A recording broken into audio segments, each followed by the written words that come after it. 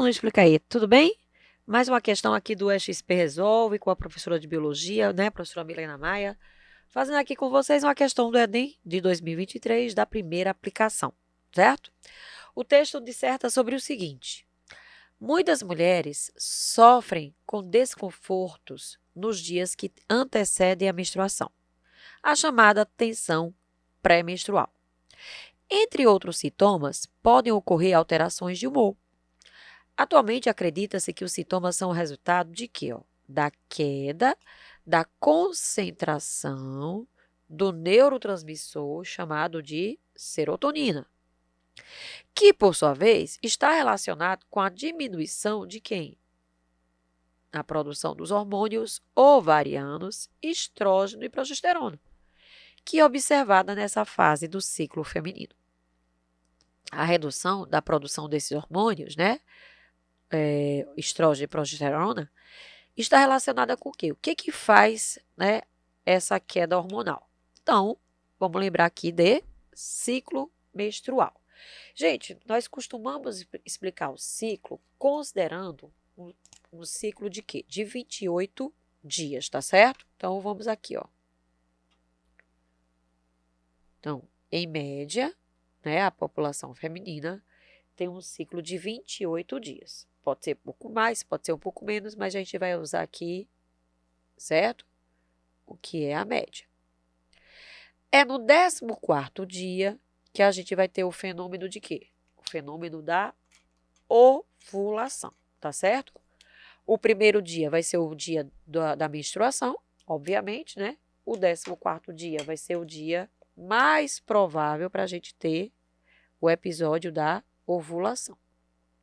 Deixa eu trocar esse pincel que tá um pouquinho grosso. Então, vamos aqui, ó. Ovulação. Perfeito.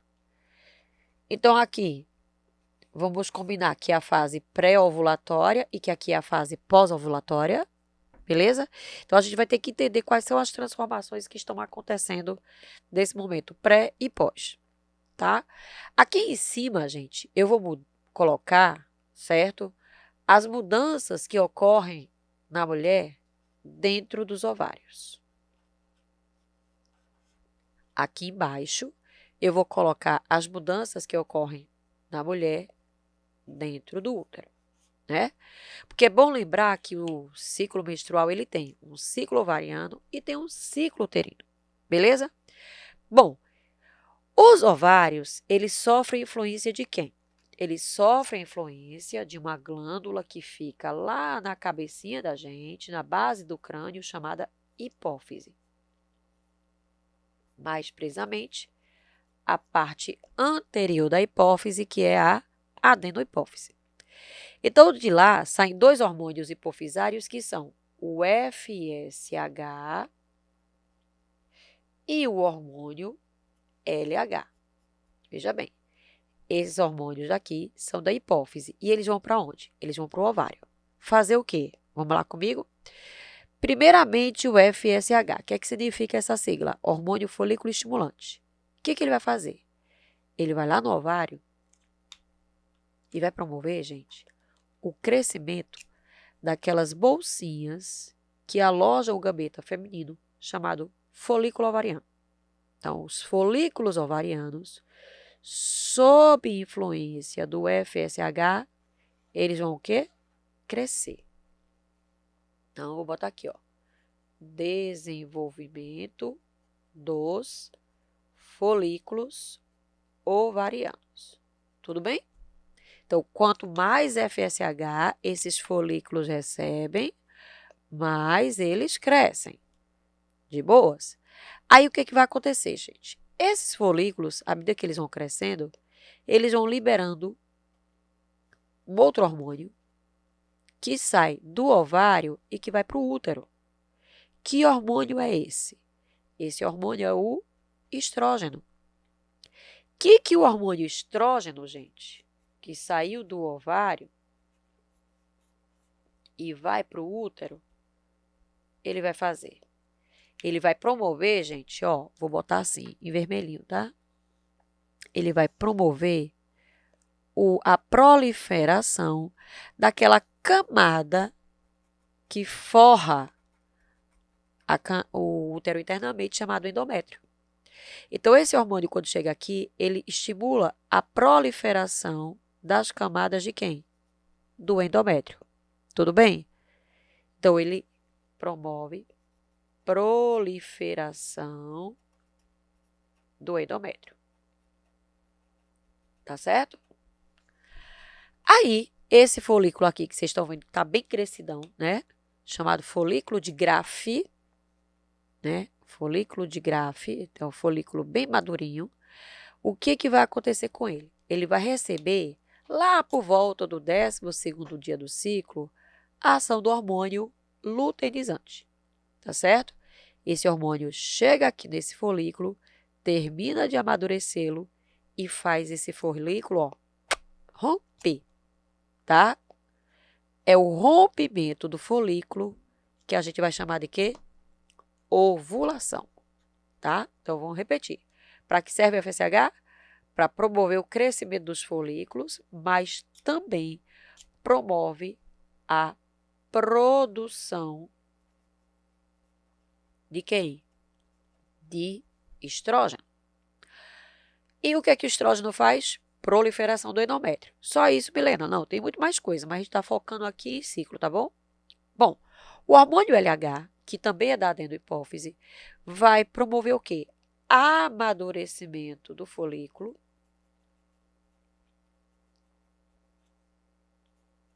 certo? E rompimento dele. O rompimento é chamado de quê? Ovulação. Tá bom? E aí, gente, o gambeta feminino tá aqui, ele vai lá para as trompas, mas o folículo rompido, ele fica. E aí, induzido pelo LH, esse folículo rompido vira uma estrutura chamada de corpo lúteo ou corpo amarelo. Certo? Sabe por que amarelo? Porque aqui dentro tem muito colesterol. E sabe o que esse colesterol que está aqui dentro vai fazer?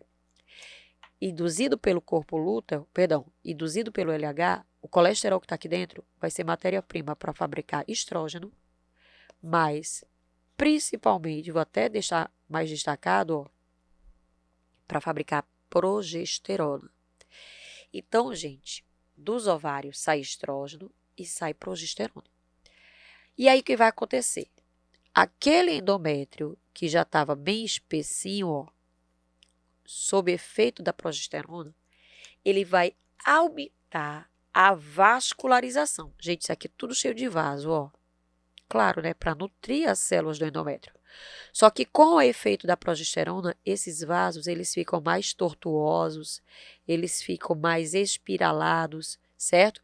E começa a se desenvolver aqui um monte de glândulazinha que vai ter papel secretor para manter, para sustentar esse endométrio. Veja, o estrogênio, ele age mais na proliferação, mas quem age mesmo na sustentação, da manutenção do endométrio, é a progesterona. Então, se a gente fosse escolher um desses hormônios para ser o hormônio responsável por sustentar uma gravidez, esse hormônio seria a progesterona. Tudo bem? Então, é a partir dela que o endométrio, já proliferado, se torna secretor, né? Aumenta a quantidade de glândulas, aumenta a quantidade de vasos. Beleza? Só que aí o que acontece, gente? Vamos supor que essa mulher ovulou, mas ela não engravidou. Então, esse LHzinho aqui, ó, ele vai deixar de estimular o corpo lúteo. E com o passar do tempo, esse corpo lúteo ele vai atrofiando, até perder a cor amarela dele e assumir uma cor branca. E aí ele vai ser chamado corpo albicans. Esse corpo albicans, gente, praticamente não produz estrógeno e progesterona. Então, vai ter uma queda muito importante desses dois hormônios. E essa queda vai levar a quê? A uma descamação de quem, minha gente? Do endométrio. E essa descamação do endométrio, em virtude dessa queda hormonal, é que vai dar origem a quem? Ao sangue da menstruação. Então, quando a mulher está menstruada, é porque o endométrio está descamando. E por que o endométrio descamou? Porque as taxas de estrógeno e progesterona declinaram. E por que houve esse declínio? Porque, pelo que a gente está vendo aqui, ó, houve uma involução do corpo lúteo ou do corpo amarelo. Beleza? Entendido isso aí? Aí veja bem, a mulher, vamos supor que ela fica 5 dias menstruada, certo? Então, daqui até aqui, ó, certo? A gente vai ter o chamado período menstrual. Pronto, tá aqui, ó, daqui até aqui. Então, esse período aqui, ó, é o período menstrual. O que é que a gente vai ver nesse período menstrual? A gente vai ver exatamente isso aqui, ó. O endométrio descamando. E por que foi mesmo que descamou? Porque nesse intervalo, as taxas de estrógeno e progesterona declinaram em virtude de quê? Da involução do corpo lúteo. Então, a gente, para delimitar um ciclo menstrual, a gente delimita como? Da primeira menstruação de um ciclo para a primeira menstruação do ciclo seguinte. Tá? Então, o ciclo menstrual, o nome já está dizendo, gente, é aquele período que vai de uma primeira, né, do primeiro dia de uma menstruação para o primeiro dia da menstruação do ciclo seguinte, certo? E aí, como eu disse, né, para a gente deixar tudo aqui redondinho, arrumadinho, como eu disse, o ciclo menstrual, ele tem uma fase ovariana e ele tem uma fase uterina. A fase ovariana, o ciclo ovariano, a gente vai dividir em 3 momentos, tá certo? Qual é o primeiro momento? É a fase folicular. Que fase folicular é essa? Essa aqui, ó, é a fase de crescimento dos folículos. Por conta de quem? Quem é que faz esses folículos crescerem? Sob a ação de quem? Sob a ação do hormônio FSH. Depois vem quem? Depois vem o momento da ovulação, né? Que é o rompimento do folículo de Graafi, tá certo? Esse rompimento do folículo de Graafi é sob influência de quem? Sob influência do hormônio LH, do hormônio luteinizante. Então, o hormônio da ovulação é o LH, certo? E aí depois vem o que, gente? Vem a fase lútea, tá? A fase de formação do corpo lúteo. Para que serve o corpo lúteo? Para produzir estrógeno e progesterona. Para quê? Para proliferar e manter o endométrio secretor. Quem é responsável por isso, né, pela formação do corpo lúteo, é o hormônio LH também, tá certo? Aí vamos para o útero aqui, certo? O ciclo uterino também vai ser dividido em momentos. Quais são? Primeiro, fase menstrual, ou seja, a fase que a mulher está menstruando. O que é a menstruação?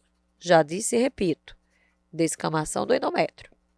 Por que descamou o endométrio? Porque as taxas de estrógeno e progesterona declinaram. Depois vem essa fase aqui, ó, esse intervalo aqui, tá vendo? Que a gente vai chamar de fase, ó que legal, proliferativa. Há quem prefira chamar de fase estrogênica. Proliferativa por quê? Porque a gente está vendo um espessamento, uma proliferação do endométrio. Sob influência de quem? Sob influência do hormônio estrógeno. Então, o aumento de estrógeno nessa fase é que vai fazer o endométrio proliferar. Depois da ovulação, aí vem a fase o quê? A fase secretora. Certo? Onde o endométrio aumenta a sua vascularização e também aumenta a sua atividade glandular. Não adianta proliferar, eu também tenho que nutrir essas camadas. E quem vai ser responsável por isso? Estrógeno, mas principalmente quem? Olha aqui que eu destaquei, principalmente a progesterona. Beleza? Tranquilo? Então vamos ao comando. Ó. A redução da produção desses hormônios nessa fase está relacionada com o quê? Regressão do corpo lúteo ovariano, beleza? Diminuição da produção de ocitocina. O que é ocitocina, gente? A ocitocina é um hormônio fabricado no hipotálamo, que é um centro nervoso que fica acima da hipófise, mas é armazenado na hipófise, mais precisamente na neuro. A ocitocina vai trabalhar em 2 momentos. Do parto, estimulando as contrações uterinas, e depois que a criança nasce, ele vai estimular o quê? A ejeção do leite. Não tem nada a ver aqui com esse cenário. Liberação do gameta feminino na ovulação. Gente, qual é o hormônio que vai fazer o gameta feminino ser liberado? Quem vai promover a ovulação? LH. Aumento dos níveis dos hormônios LH e FSH. Veja só.